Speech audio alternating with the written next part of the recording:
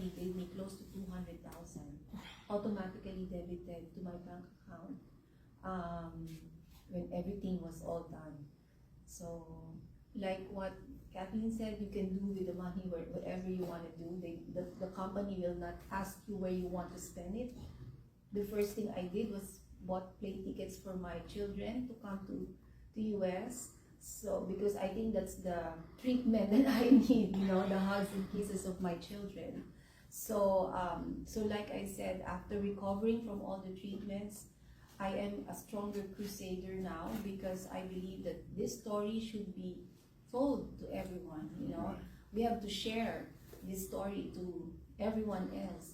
Plus, of course, we have to make sure that we ourselves are covered because you'll never know. Life happens, truly.